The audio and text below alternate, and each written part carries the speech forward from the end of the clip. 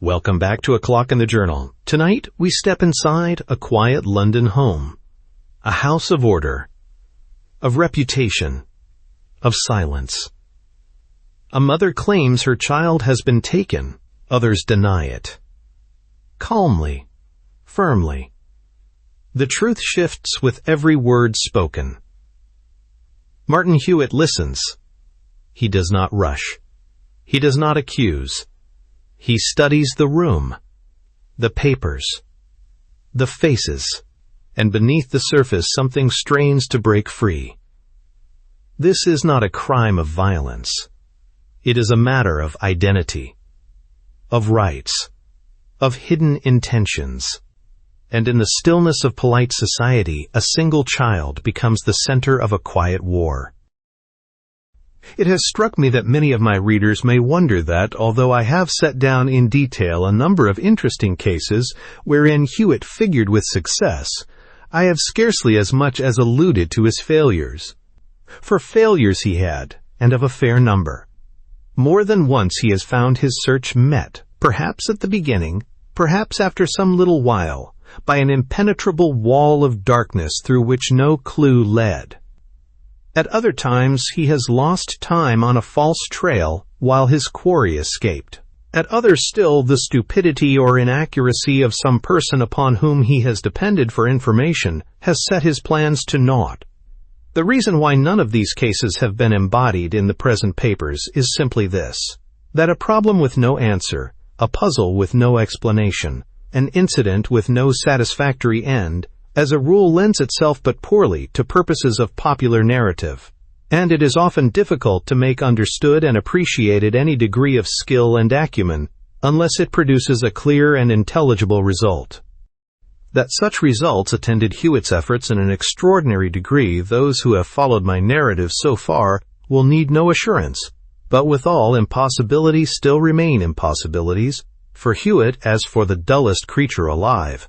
On some other occasion I may perhaps set out at length a case in which Martin Hewitt achieved nothing more than unqualified failure.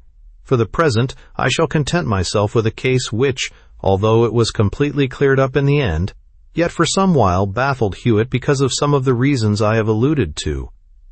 On the ground floor of the building wherein Hewitt kept his office, and in which I myself had my chambers, were the offices of Messrs.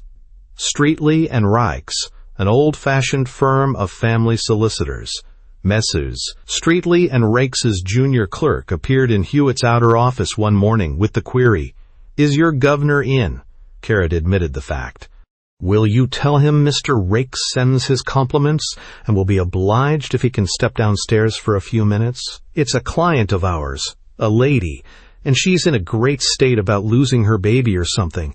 Say Mr. Rykes would bring her up, only she seems too ill to get up the stairs." This was the purport of the message which Carrot brought into the inner room, and in 3 minutes Hewitt was in Streatley and Rykes's office. "I thought the only useful thing possible would be to send for you, Mr. Hewitt," Mr. Rykes explained. "Indeed, if my client had been better acquainted with London, no doubt she would have come to you direct. She is in a bad state in the inner office. Her name is Mrs. Seton. Her husband is a recent client of ours. Quite young and rather wealthy people, so far as I know. Made a fortune early, I believe, in South Africa, and cave here to live. Their child, their only child, a little toddler of 2 years or thereabout, disappeared yesterday in a most mysterious way, and all efforts to find it seem to have failed as yet. The police have been set going everywhere, but there is no news as yet. Mrs. Seton seems to have passed a dreadful night, and could think of nothing better to do this morning than to come to us. She has her maid with her, and looks to be breaking down entirely. I believe she's lying on the sofa in my private room now. Will you see her? I think you might hear what she has to say, whether you take the case in hand or not. Something may strike you, and in any case, it will comfort her to get your opinion. I told her all about you, you know, and she clutched at the chance eagerly. Shall I see if we may go in?" Mr. Rykes knocked at the door of his inner sanctum and waited. Then he knocked again and set the door ajar. There was a quiet, "Come in," and pushing open the door, the lawyer motioned Hewitt to follow him. On the sofa facing the door sat a lady, very pale and exhibiting plain signs of grief and physical weariness. A heavy veil was thrown back over her bonnet, and her maid stood at her side holding a bottle of salts. As she saw Hewitt, she made as if to rise, but he stepped quickly forward and laid his hand on her shoulder. "Pray don't disturb yourself, Mrs. Seton," he said. "Mr. Raikes has told me something of your trouble, and perhaps when I know a little more, I shall be able to offer you some advice. But remember that it will be very important for you to maintain your strength and spirits as much as possible." "This is Mr. Martin Hewitt, you know," Mr. Raikes here put in, "of whom I was speaking." Mrs. Seton inclined her head and with a very obvious effort began. "It is my child, you know, Mr. Hewitt, my little boy Charlie. We can't find him. Mr. Raikes has told me so. When did you see the child last?" "Yesterday morning. His nurse left him sitting on the floor in a room we call the small morning room, where we sometimes allowed him to play when nurse was out, because the nursery was out of hearing, except from the bedrooms. I myself was in the large morning room, and as he seemed to be very quiet, I went to look, and found he was not there." "You looked elsewhere, of course?" "Yes, but he was nowhere in the house, and none of the servants had seen him. At first I supposed that his nurse had gone back to the small morning room and taken him with her.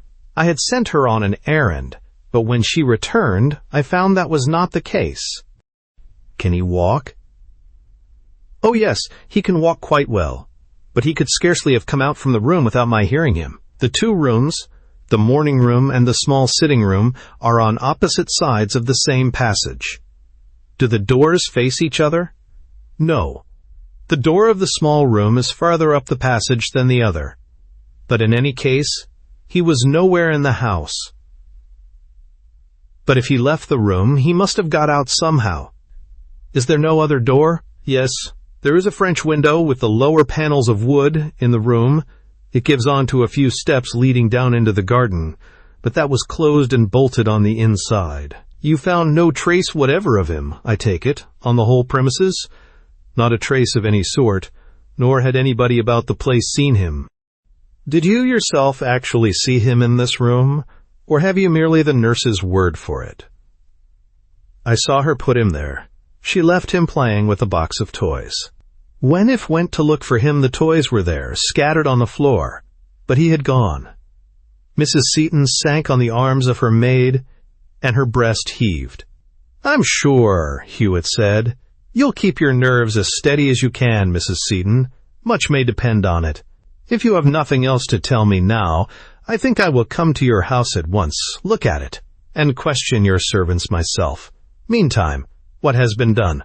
"The police have been notified everywhere, of course," Mr. Raikes said, handing Hewitt a printed bill, damp from the press.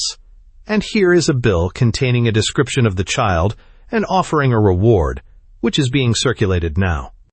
Hewitt glanced at the bill and nodded. "That is quite right," he said, "so far as I can tell at present. But I must see the place. Do you feel strong enough to come home now, Mrs. Seton?" Hewitt's businesslike decision and confidence of manner gave the lady fresh strength. "The brougham is here," she said, "and we can drive home at once. We live at Cricklewood." A fine pair of horses stood before the brougham, though they still bore signs of hard work. And indeed, they had been kept at their best pace all that morning.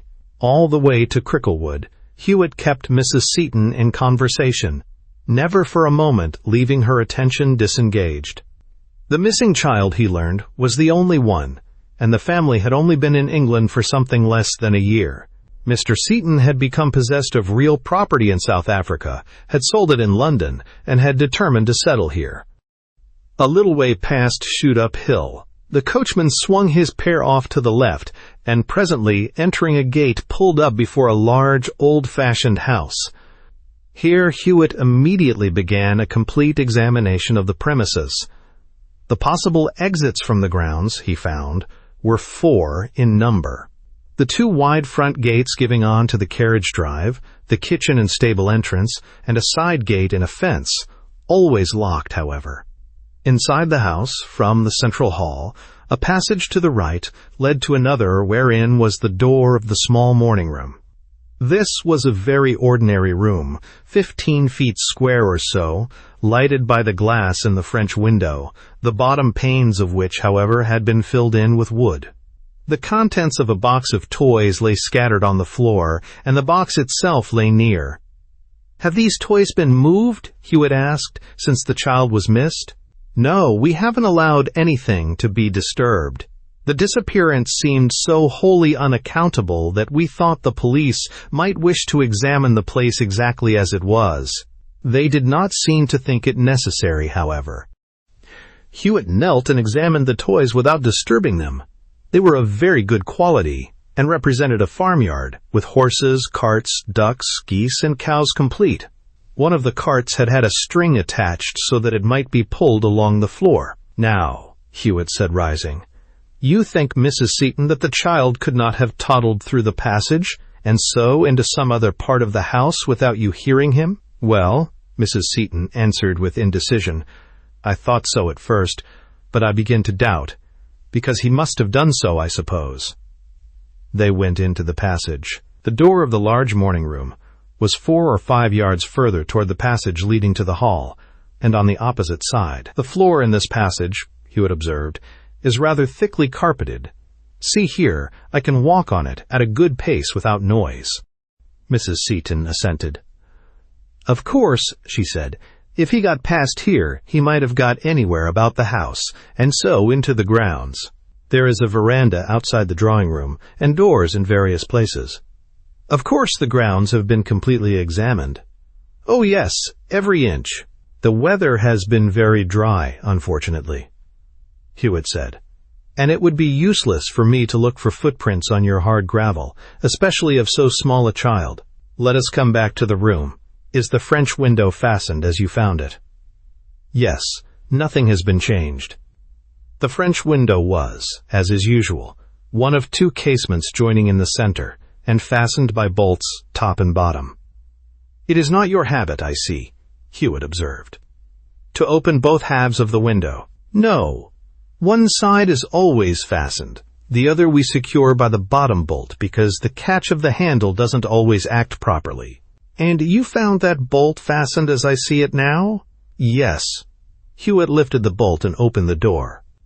4 or 5 steps led parallel with the face of the wall to a sort of path which ran the whole length of the house on this side, and was only separated from a quiet public lane by a low fence and a thin hedge. Almost opposite, a small, light gate stood in the fence, firmly padlocked. "I see," Hewitt remarked. "Your house is placed close against one side of the grounds." "Is that the side gate which you always keep locked?" Mrs. Seton replied in the affirmative, and Hewitt laid his hand on the gate in question. "Still," he said, "if security is the object I should recommend, hinges a little less rural in pattern. See here." And he gave the gate a jerk upward, lifting the hinge pins from their sockets and opening the gate from that side, the padlock acting as hinge. "Those hinges," he added, "were meant for a heavier gate than that." And he replaced the gate. "Yes," Mrs. Seton replied, "I am obliged to you, but that doesn't concern us now." The French window was bolted on the inside. "Would you like to see the servants?" The servants were produced, and Hewitt questioned each in turn, but not one would admit having seen anything of Master Charles Seton after he had been left in the small morning room. A rather stupid groom fancied he had seen Master Charles on the side lawn, but then remembered that that must have been the day before. The cook, an uncommonly thin, sharp-featured woman for one of her trade, was especially positive that she had not seen him all that day, and she would be sure to have remembered if she had seen him leaving the house, she said, because she was the more particular since he was lost the last time. This was news to Hewitt. "Lost the last time?" he asked. "Why, what is this, Mrs. Seton? Was he lost once before?" "Oh, yes," Mrs. Seton answered. 6 or 7 weeks ago. But that was quite different. He strayed out at the front gate and was brought back from the police station in the evening." "But this may be most important," Hewitt said. "You should certainly have told me." "Tell me now exactly what happened on this first occasion." "But it was really quite an ordinary sort of accident." He was left alone and got out through an open gate. Of course we were very anxious, but we had him back the same evening. Need we waste time in talking about that? But it will be no waste of time, I assure you. What was it that happened exactly? Nurse was about to take him for a short walk just before lunch. On the front lawn, he suddenly remembered a whip which had been left in the nursery and insisted on taking it with him. She left him and went back for it, taking, however, some little time to find it. When she returned, he was nowhere to be seen, but one of the gates was a couple of feet or more open. It had caught on a loose stone and swinging to, and no doubt he had wandered off that way. A lady found him some distance away and, not knowing to whom he belonged, took him that evening to a police station, and as messages had been sent to the police stations, we had him back soon after he was left there. Do you know who the lady was? Her name was Mrs. Clark. She left her name and address at the police station, and of course, I wrote to thank her. But there was some mistake in taking it down, I suppose, for the letter was returned marked not known. Then you never saw this lady yourself? No. I think I will make a note of the exact description of the child, and then visit the police station to which this lady took him 6 weeks ago. Fair curly hair, I think, and blue eyes. Age 2 years and 3 months. Walks and runs well and speaks fairly plainly. Dress? Pale blue llama frock with lace, white underlinen, linen overall, pale blue silk socks and tan shoes. Everything good as new except the shoes, which were badly worn at the backs through a habit he has of kicking back and downward with his heels when sitting. They were rather old shoes, and only used indoors. If I remember aright, nothing was said of those shoes in the printed bill? Was that so? No, I believe not. I have been so worried. Yes, Mrs. Seton, of course. It is most creditable in you to have kept up so well while I have been making my inquiries. Go now and take a good rest while I do what is possible. By the way, where was Mr. Seton yesterday morning when you missed the boy? In the city. He has some important business in hand just now. And today? He has gone to the city again. Of course, he is sadly worried, but he saw that everything possible was done, and his business was very important. Just so. Mr. Seton was not married before, I presume, if I may? No, certainly not. Why do you ask? I beg your pardon, but I have a habit of asking almost every question I can think of. I can't know too much of a case, you know, and most unlikely pieces of information sometimes turn out useful. Thank you for your patience. I will try another plan now. Mrs. Seton had kept up remarkably well during Hewitt's examination, but she was plainly by no means a strong woman, and her maid came again to her assistance as Hewitt left. Hewitt himself made for the police station. Few inspectors indeed of the Metropolitan Police Force did not know Hewitt by sight, and the one here in charge knew him well. He remembered very well the occasion, 6 weeks or so before, when Mrs. Clark brought Mrs. Seton's child to the station. He was on duty himself at the time, and he turned up the book containing an entry on the subject. From this it appeared that the lady gave the address, number 89 Sedgeby Road, Belsize Park. I suppose you didn't happen to know the lady? Hewitt asked, by sight or otherwise. No, I didn't, and I'm not sure I could swear to her again, the inspector answered. She wore a heavy veil, and I didn't see much of her face. One rum thing I noticed, though. She seemed rather fond of the baby, and as she stooped down to kiss him before she went away, I could see an old scar on her throat. It was just the sort of scar I've seen on a man that's had his throat cut and got over it. She wore a high collar to hide it, but stooping shifted the collar, and so I saw it. Did she seem an educated woman? Oh yes, perfect lady. Spoke very nice. I told her a baby had been inquired after by Mrs. Seton, and from the description I'd no doubt this was the one. And so it was. At what time was this?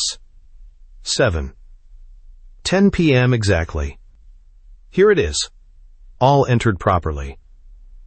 Now as to Sedgeby Road, Belsize Park. Do you happen to know it? Oh yes, very well. Very quiet, respectable road indeed. I only know it through walking through. I see a suburban directory on the shelf behind you. Do you mind pulling it down? Thanks. Let us find Sedgeby Road. Here it is. See, there is no number 89. The highest number is 67. No more there is, the inspector answered, running his finger down the column. And there's no Clark in the road. That's more. False address, that's plain. And so they've lost him again, have they? We had notice yesterday, of course, and I've just got some bills. This last seems a queer sort of affair, don't it? Child sitting inside the house disappeared like a ghost, and all the doors and windows fastened inside. Hewitt agreed that the affair had very uncommon features, and presently left the station and sought a cab. All the way back to his office, he considered the matter deeply. As a matter of fact, he was at a loss. Certain evidence he had seen in the house, but it went a very little way, and beyond that there was merely no clue whatever.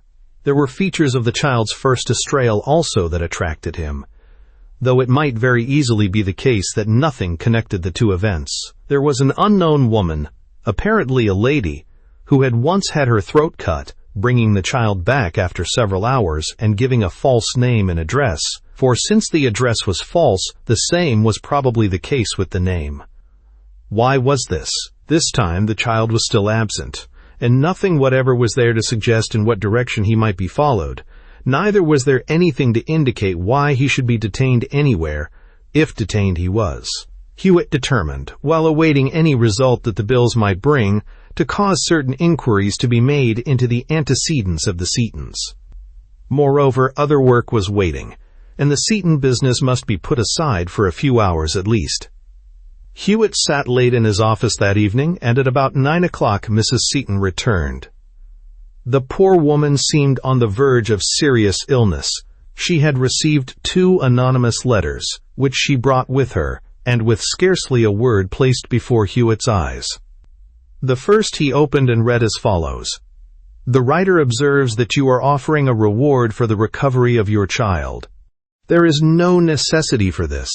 Charlie is quite safe, happy, and in good hands. Pray do not instruct detectives or take any such steps just yet.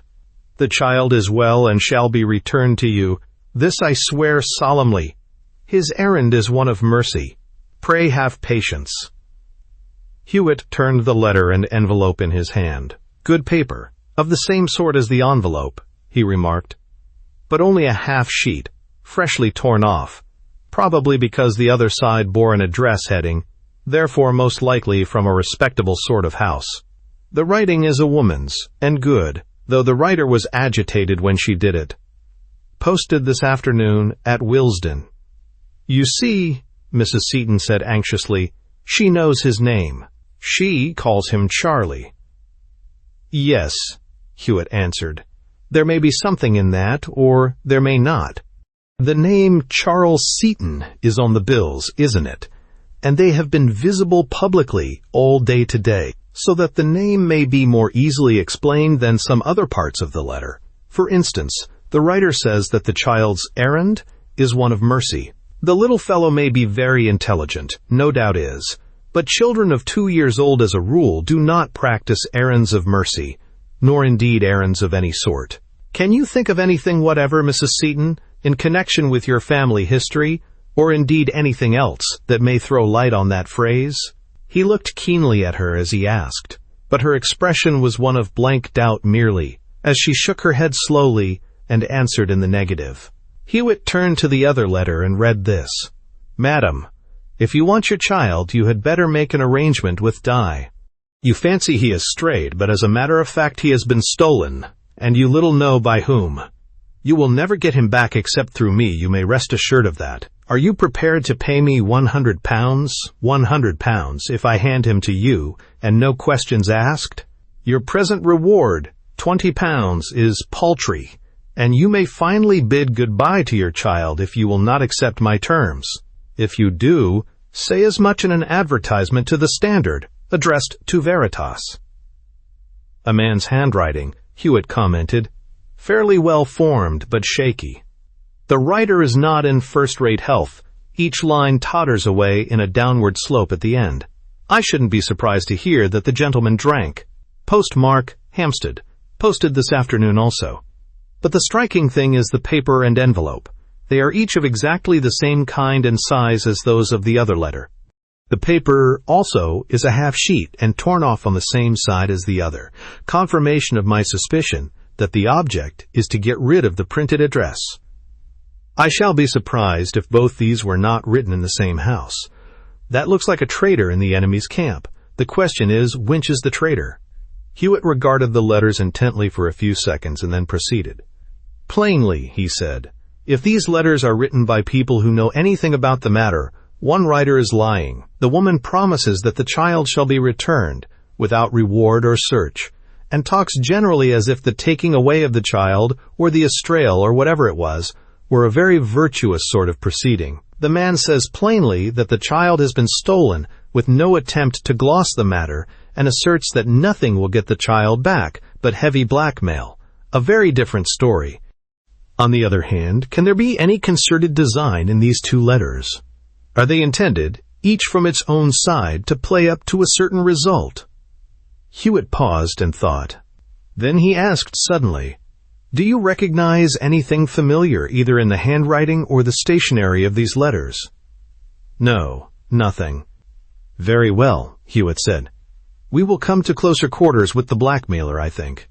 You needn't commit yourself to paying anything, of course. But, Mr. Hewitt, I will gladly pay or do anything. The £100 is nothing. I will pay it gladly if I can only get my child. Well, well, we shall see. The man may not be able to do what he offers after all, but that we will test. It is too late now for an advertisement in tomorrow morning's Standard, but there is the Evening Standard. He may even mean that, and the next morning's. I will have an advertisement inserted in both, inviting this man to make an appointment, and prove the genuineness of his offer. That will fetch him if he wants the money, and can do anything for it. Have you nothing else to tell me? Nothing. But have you ascertained nothing yourself? Don't say I have to pass another night in such dreadful suspense. I'm afraid, Mrs. Seton, I must ask you to be patient a little longer. I have ascertained something, but it has not carried me far as yet. Remember that if there is anything at all in these anonymous letters, and I think there is, the child is at any rate safe, and to be found one way or another. Both agree in that. This he said mainly to comfort his client, for in fact he had learned very little. His news from the city as to Mr. Seton's early history had been but meager. He was known as a successful speculator, and that was almost all. There was an indefinite notion that he had been married once before, but nothing more. All the next day Hewitt did nothing in the case. Another affair, a previous engagement, kept him hard at work in his office all day, and indeed, had this not been the case, he could have done little.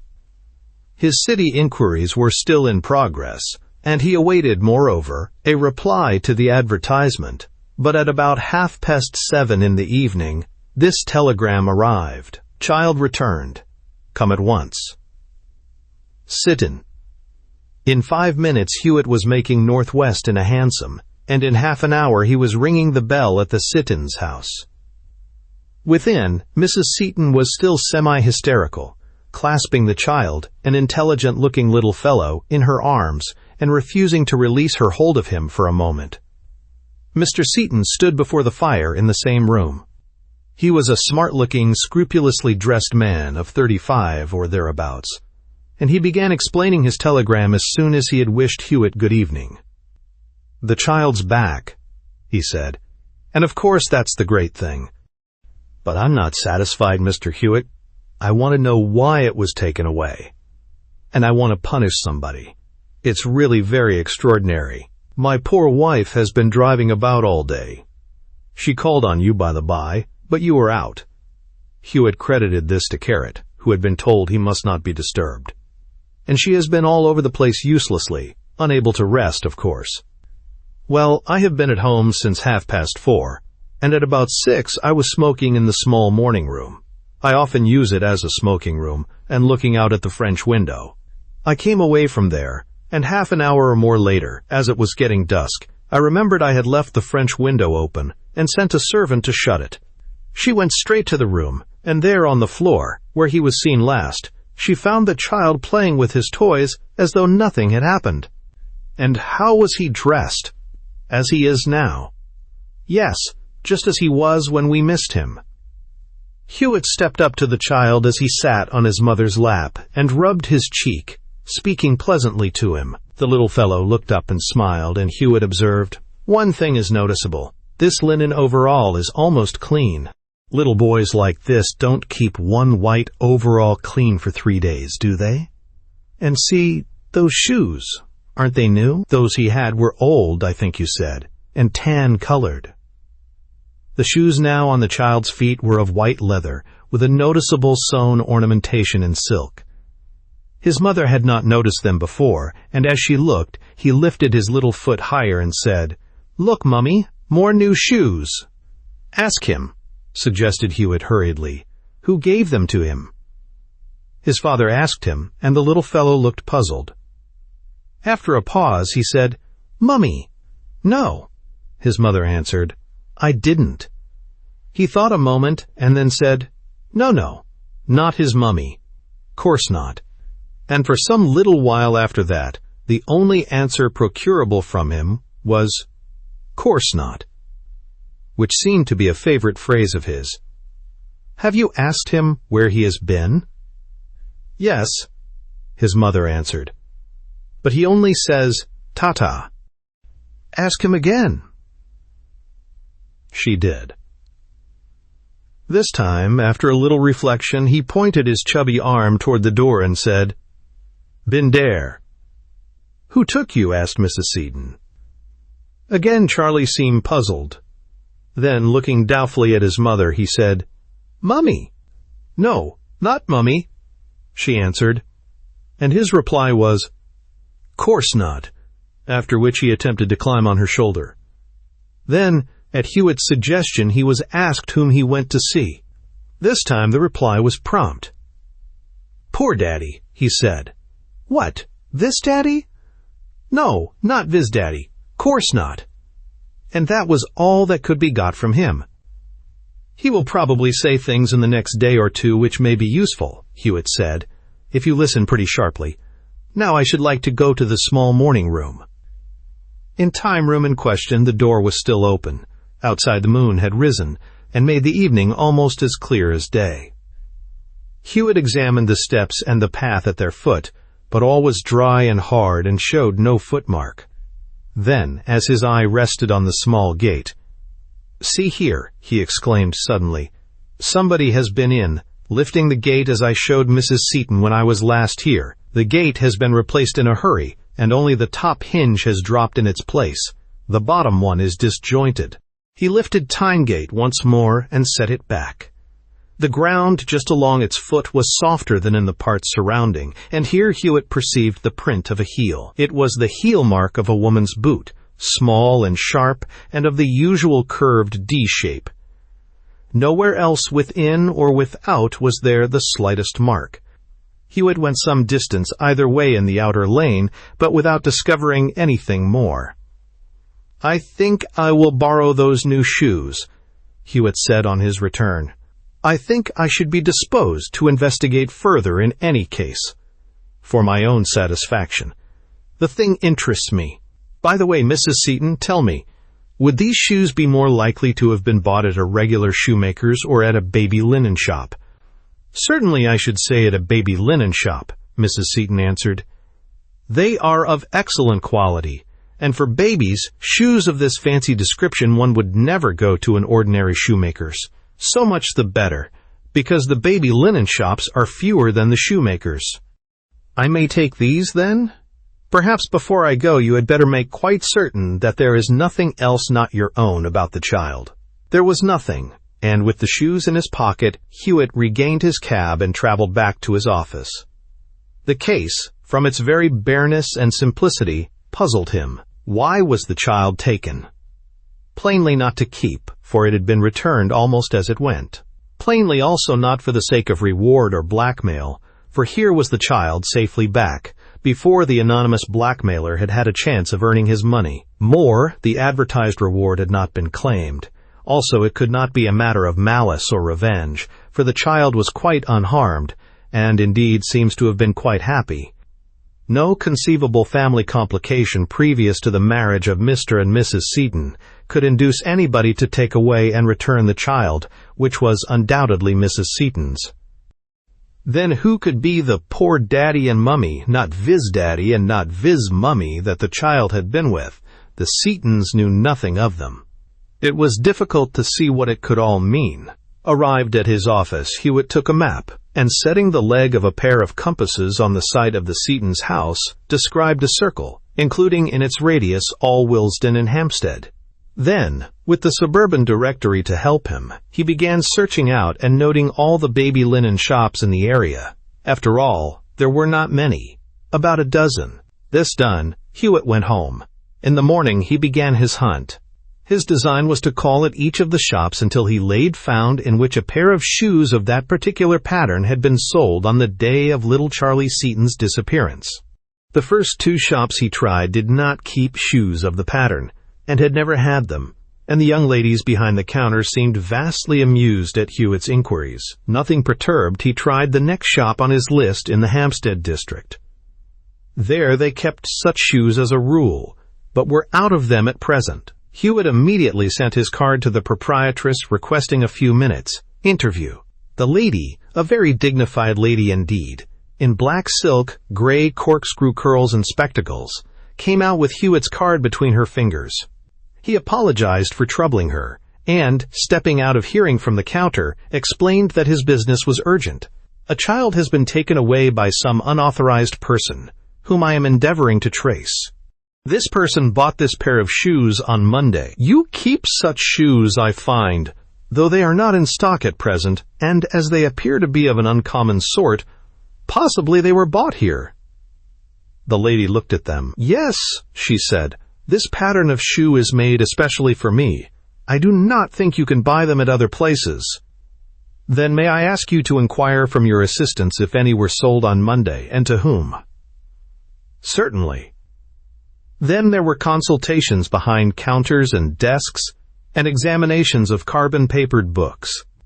In the end, the proprietress came to Hewitt, followed by a young lady of rather pert and self-confident aspect. We find, she said, that 2 pairs of these shoes were sold on Monday, but 1 pair was afterwards brought back and exchanged for others less expensive. This young lady sold both. Ah, then possibly she may remember something of the person who bought the pair which was not exchanged. Yes, the assistant answered at once, addressing herself to the lady. It was Mrs. Butcher's servant. The proprietress frowned slightly. Oh, indeed, she said. Mrs. Butcher's servant, was it? There have been inquiries about Mrs. Butcher before, I believe, though not here. Mrs. Butcher is a woman who takes babies to mind, and is said to make a trade of adopting them, or finding people anxious to adopt them. I know nothing of her, nor do I want to. She lives somewhere not far off, and you can get her address, I believe, from the greengrocer's round the corner. Does she keep more than 1 servant? Oh, I think not, but no doubt the greengrocer can say.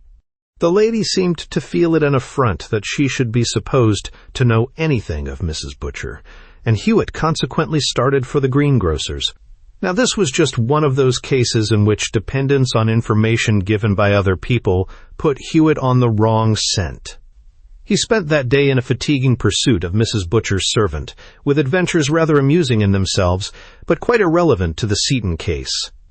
In the end, when he had captured her and proceeded to open a cunning battery of inquiries, under plea of a bet with a friend that the shoes could not be matched, he soon found that she had been the purchaser who, after buying just such a pair of shoes, had returned and exchanged them for something cheaper.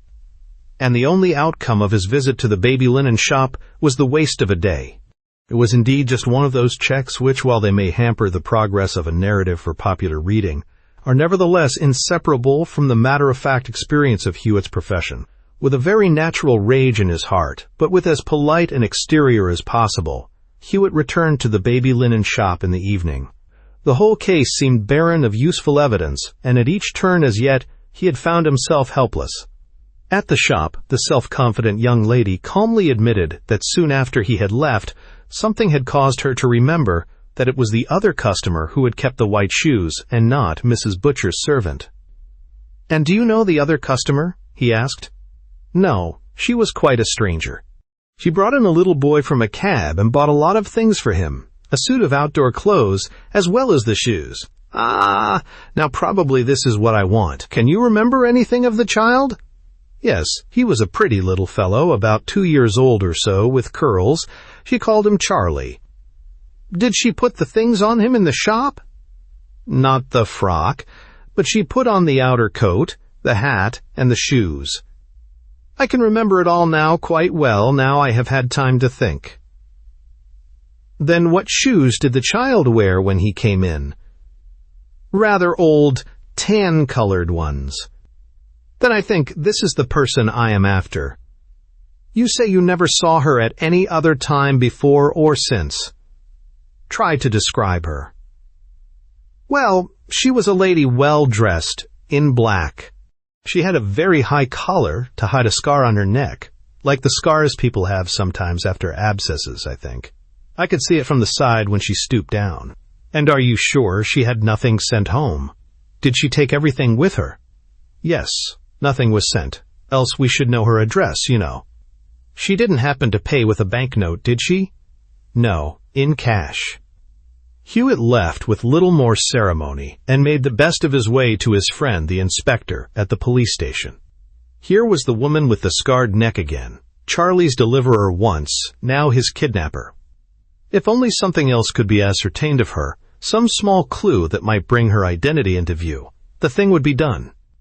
At the station, however, there was something new. A man had just come in, very drunk, and had given himself into custody for kidnapping the child Charles Seton, whose description was set forth on the bill which still appeared on the notice board outside the station.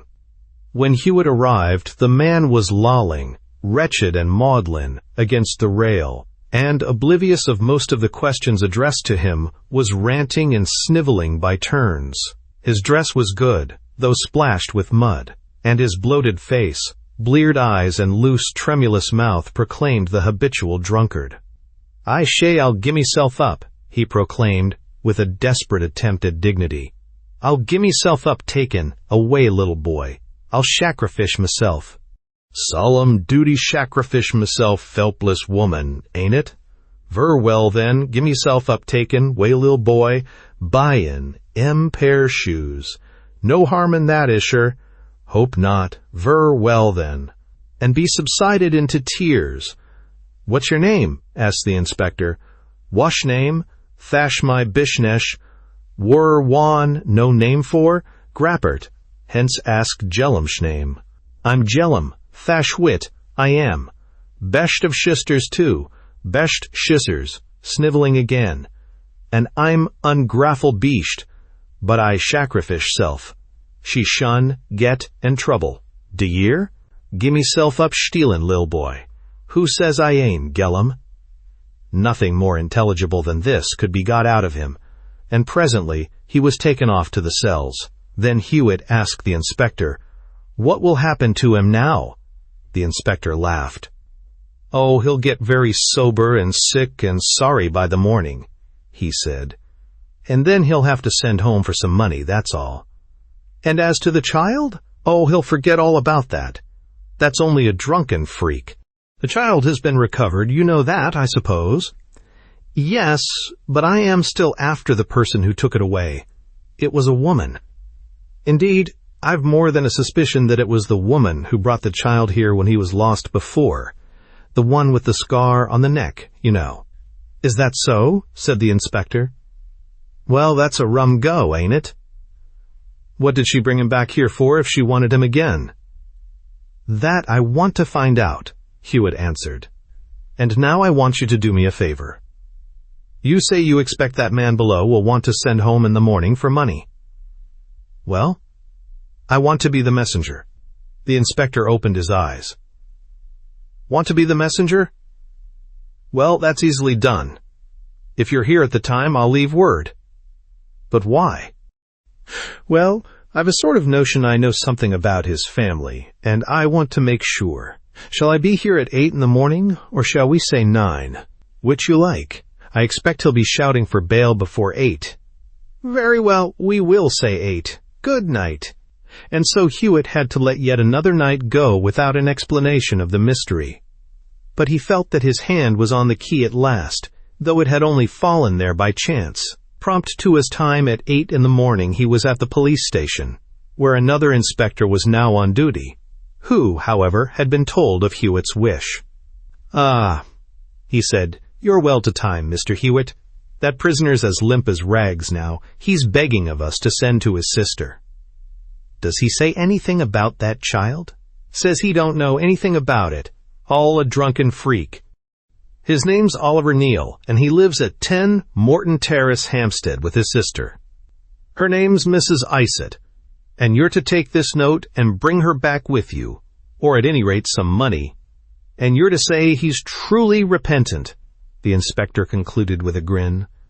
The distance was short, and Hewitt walked it. Morton Terrace was a short row of pleasant old-fashioned villas, ivy-grown and neat, and number 10 was as neat as any. To the servant who answered his ring, Hewitt announced himself as a gentleman with a message from Mrs. Isett's brother. This did not seem to prepossess the girl in Hewitt's favor, and she backed to the end of the hall and communicated with somebody on the stairs before finally showing Hewitt into a room, where he was quickly followed by Mrs. Isett. She was a rather tall woman of perhaps 38, and had probably been attractive, though now her face bore lines of sad grief. Hewitt noticed that she wore a very high black collar. "Good morning, Mrs. Isett," he said. "I'm afraid my errand is not altogether pleasant. The fact is, your brother, Mr. Neal, was not altogether sober last night, and he is now at the police station, where he wrote this note." Mrs. Isett did not appear surprised, and took the note with no more than a sigh. "Yes," she said, "it can't be concealed. This is not the first time by many, as you probably know, if you are a friend of his."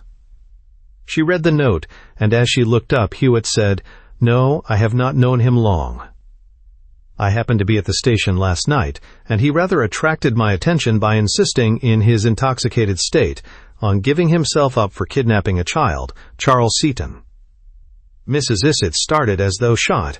Pale of cheek, she glanced fearfully in Hewitt's face, and there met a keen gaze that seemed to read her brain. She saw that her secret was known, but for a moment she struggled, and her lips worked convulsively. "Charles Seton? Charles Seton?" she said. "Yes, Mrs. Isett, that is the name. The child, as a matter of fact, was stolen by the person who bought these shoes for it. Do you recognize them?" He produced the shoes and held them before her. The woman sank on the sofa behind her, terrified, but unable to take her eyes from Hewitt's. "Come, Mrs. Isett," he said. "You have been recognized. Here is my card. I am commissioned by the parents of the child to find who removed him, and I think I have succeeded." She took the card and glanced at it dazedly. Then she sank with a groaning sob, with her face on the head of the sofa, and as she did so, Hewitt could see a scar on the side of her neck, peeping above her high collar. "Oh, my God," the woman moaned. "Then it has come to this. He will die. He will die." The woman's anguish was piteous to see. Hewitt had gained his point, and was willing to spare her. He placed his hand on her heaving shoulder, and begged her not to distress herself. "The matter is rather difficult to understand, Mrs. Isett," he said. "If you will compose yourself, perhaps you can explain. I can assure you that there is no desire to be vindictive. I'm afraid my manner upset you. Pray reassure yourself. May I sit down?" Nobody could by his manner more easily restore confidence and trust than Hewitt, when it pleased him. Mrs. Isett lifted her head and gazed at him once more with a troubled though quieter expression. "I think you wrote Mrs. Seton an anonymous letter," Hewitt said, producing the first of those which Mrs. Seton had brought him. "It was kind of you to reassure the poor woman." "Oh, tell me," Mrs. Isett asked. "Was she much upset at missing the little boy? Did it make her ill?" "She was upset, of course. but perhaps the joy of recovering him compensated for all. Yes, I took him back as soon as I possibly could. Really, I did, Mr. Hewitt. And oh, I was so tempted. My life has been so unhappy.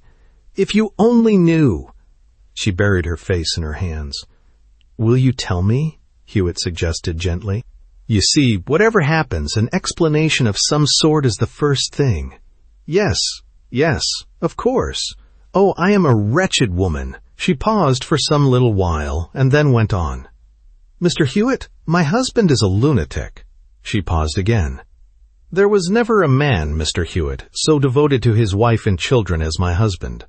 He bore even with the continual annoyance of my brother, whom you saw, because he was my brother. But a little more than a year ago, as the result of an accident, a tumor formed on his brain.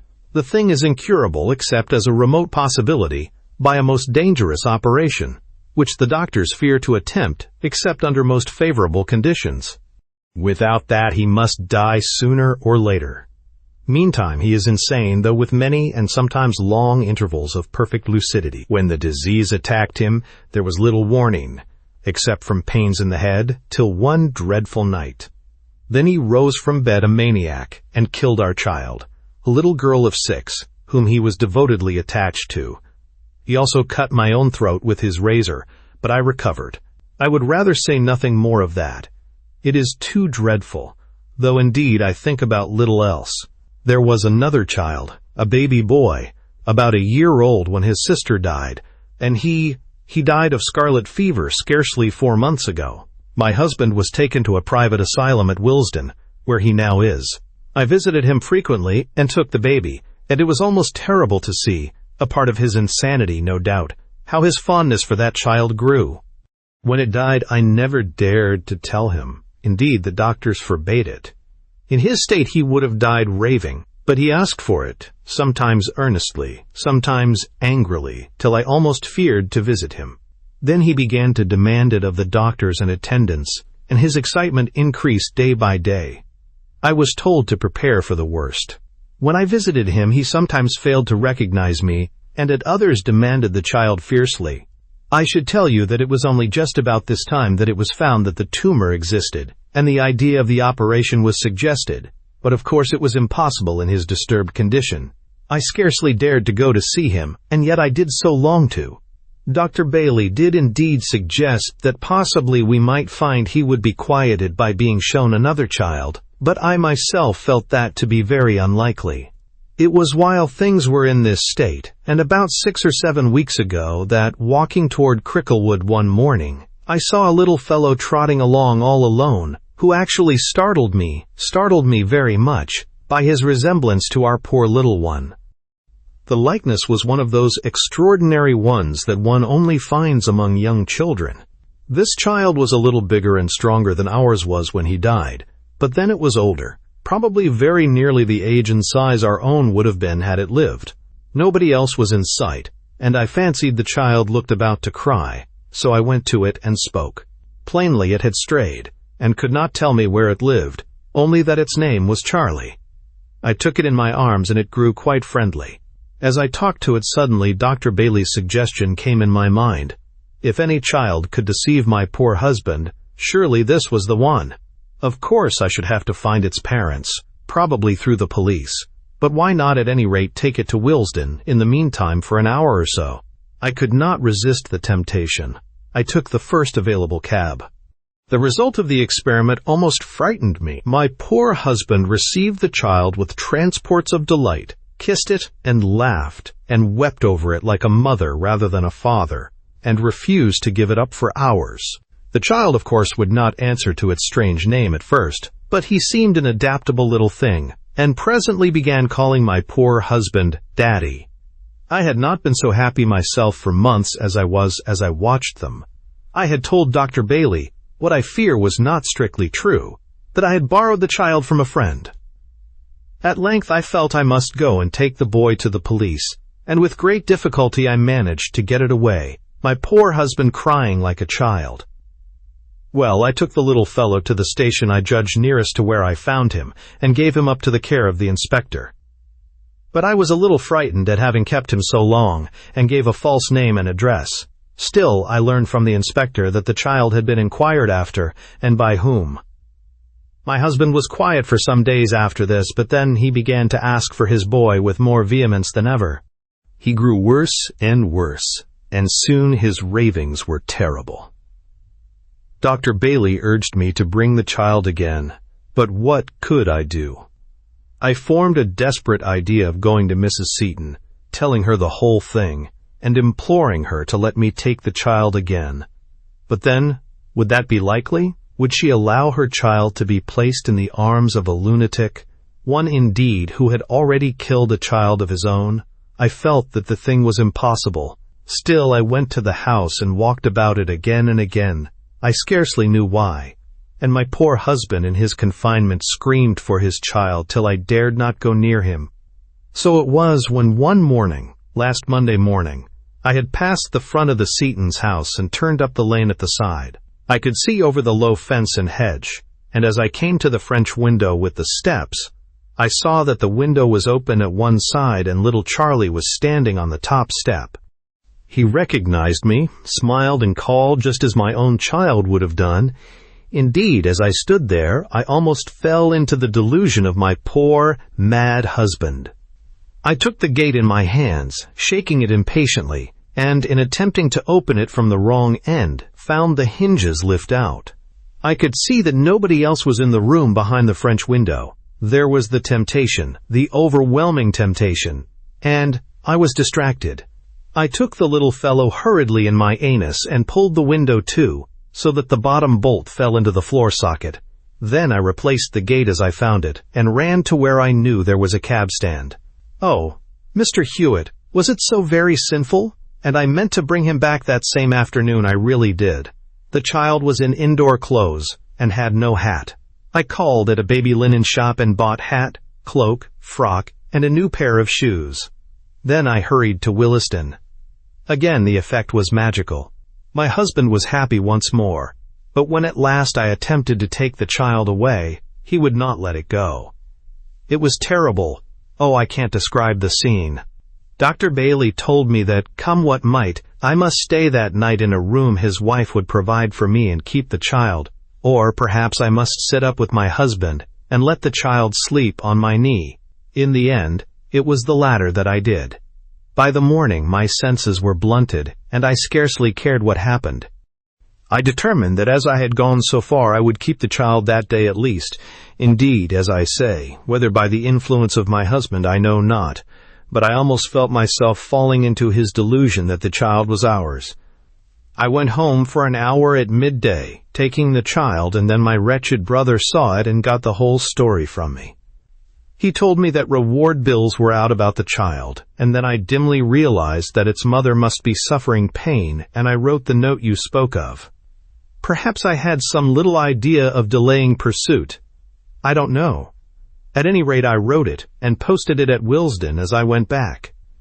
My husband had been asleep when I left, but now he was awake again, and asking for the child once more. There is little more to say. I stayed that night and the next day, and by that time my husband had become tranquil and rational as he had not been for months. If only the improvement can be sustained, they think of operating tomorrow or the next day. I carried Charlie back in the dusk, intending to put him inside one of the gates, ring, and watch him safely in from a little way off, but as I passed down the side lane I saw the French window open again, and nobody near. I had been that way before and felt bolder there. I took his hat and cloak. I had already changed his frock, and after kissing him, put him hastily through the window and came away. But I had forgotten the new shoes. I remembered them, however, when I got home, and immediately conceived a fear that the child's parents might trace me by their means. I mentioned this fear to my brother, and it appeared to frighten him. He borrowed some money of me yesterday, and it seems got intoxicated. In that state, he is always anxious to do some noble action, though he is capable, I am grieved to say, of almost any meanness when sober. He lives here at my expense indeed, and borrows money from his friends for drink. These may seem hard things for a sister to say, but everybody knows it. He has wearied me, and I have lost all shame of him. I suppose in his muddled state, he got the notion that he would accuse himself of what I had done and so shield me. I expect he repented of his self-sacrifice this morning, though. Hewitt knew that he had, but said nothing. Also, he said nothing of the anonymous letter he had in his pocket, wherein Mr. Oliver Neal had covertly demanded £100 for the restoration of Charlie Seton. Ho guessed, however, that gentleman had feared making the appointment that the advertisement answering his letter had suggested. To Mr. and Mrs. Seton, Hewitt told the whole story, omitting at first names and addresses. "I saw plainly," he said in course of his talk, "that the child might easily have been taken from the French window. I did not say so, for Mrs. Seton was already sufficiently distressed, and the notion that the child was kidnapped and not simply lost might have made her worse just then. The toys, the cart with the string on it in particular, had been dragged in the direction of the window, and then nothing would be easier than for the child to open the window itself. There was nothing but a drop bolt, working very easily, which the child must often have seen lifted, and you will remember that the catch did not act. Once the child had opened the window and got outside, the whole thing was simple. The gate could be lifted, the child taken, and the window pulled to, so that the bolt would fall into its place and leave all as before. As to the previous occasion, I thought it curious at first that the child should stray before lunch and yet not be heard of again till the evening, and then apparently not be over-fatigued. But beyond these little things and what I inferred from the letter, I had very little to help me indeed.